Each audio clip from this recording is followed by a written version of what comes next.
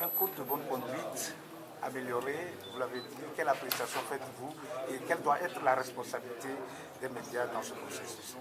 Je dirais qu'un code de bonne conduite du journaliste en période électorale ne vient qu'en complément des tests fondamentaux que nous avons qui régissent déjà notre profession. Mais vous n'êtes pas sans savoir que la période électorale est une période assez sensible pour le journaliste dans l'exercice de sa profession parce qu'il y a des courants politiques qui drainent le journaliste dans tous les sens.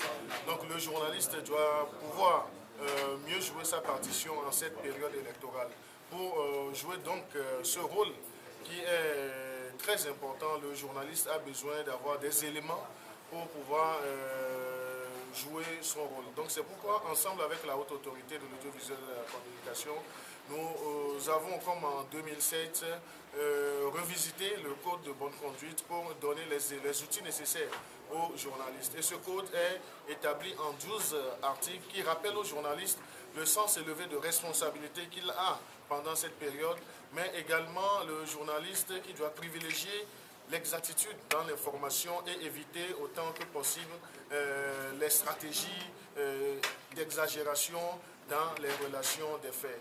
Et un autre point, c'est que le journaliste doit être indépendant des courants politiques qui vont rentrer en action de charme auprès des populations. Et ces actions de charme seront naturellement reflétées sur les médias afin qu'on puisse bien parler d'eux. Donc le journaliste doit pouvoir détecter les pièges qui existent au cours de cette période électorale et rester lui-même en tant que journaliste professionnel et ne jouer que notre mission première qui est d'informer, d'éduquer et si possible de divertir même en cette période de haute tension.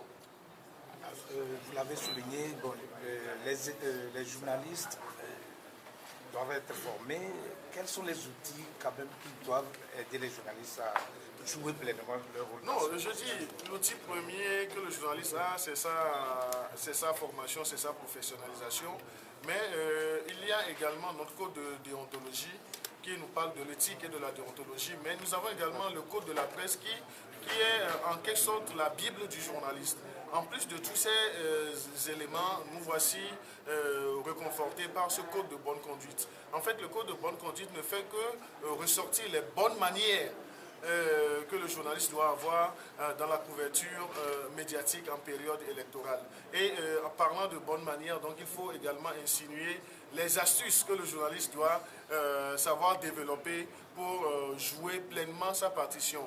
Parce qu'il faut le rappeler, lorsque le processus est voué à l'échec, donc tous les politiques rejettent le tort sur les professionnels des médias, après avoir oublié qu'ils sont à la base de tous les dérapages. Donc c'est un moment très crucial pour nous journalistes de nous approprier les articles, les 12, bien les termes de ce code de bonne conduite afin que nous puissions tirer notre épingle du jeu.